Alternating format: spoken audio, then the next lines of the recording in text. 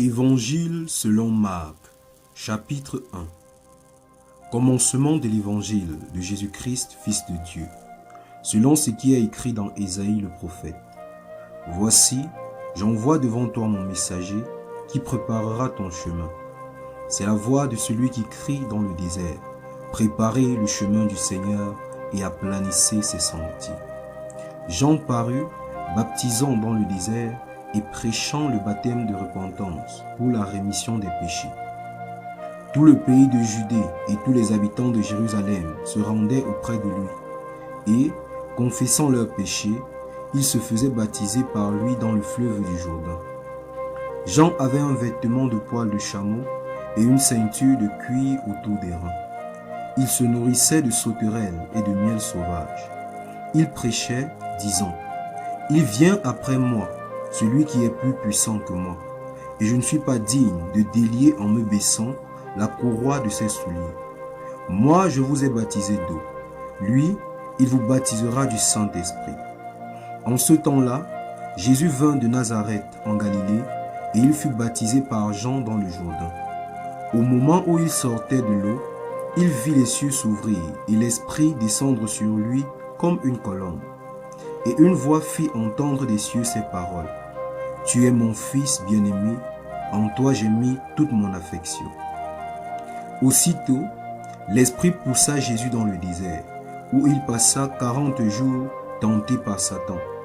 Il était avec les bêtes sauvages et les anges le servaient.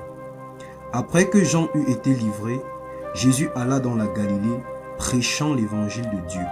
Il disait : « Le temps est accompli et le royaume de Dieu est proche. Répentez-vous et croyez à la bonne nouvelle. » Comme il passait le long de la mer de Galilée, il vit Simon et André, frères de Simon, qui jetaient un filet dans la mer, car ils étaient pêcheurs. Jésus leur dit : « Suivez-moi, et je vous ferai pêcheurs d'hommes. » Aussitôt, ils laissèrent leur filet et le suivirent. Étant allé un peu loin, il vit Jacques, fils de Zébédée, et Jean son frère, qui, eux aussi, étaient dans une barque et réparaient les filets. Aussitôt, il les appela, et, laissant leur père Zébédée dans la barque avec les ouvriers, ils le suivirent.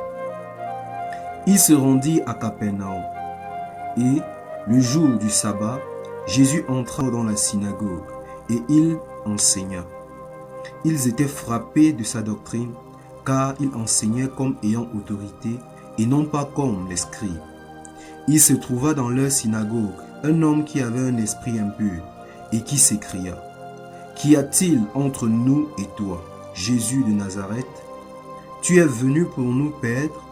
Je sais qui tu es, le Saint de Dieu. » Jésus le menaça, disant : « Tais-toi et sors de cet homme. » Et l'esprit impur sortit de cet homme, en l'agitant avec violence et en poussant un grand cri.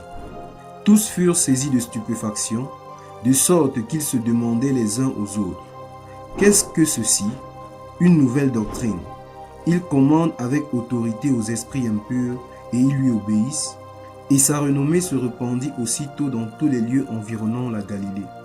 En sortant de la synagogue, il se rendit avec Jacques et Jean à la maison de Simon et André.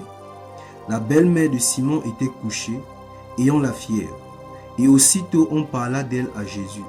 S'étant approché, il la fit lever en lui prenant la main, et à l'instant la fièvre la quitta, puis elle les servit. Le soir, après le coucher du soleil, on lui amena tous les malades et les démoniaques, et toute la ville était rassemblée devant sa porte. Il guérit beaucoup de gens qui avaient diverses maladies.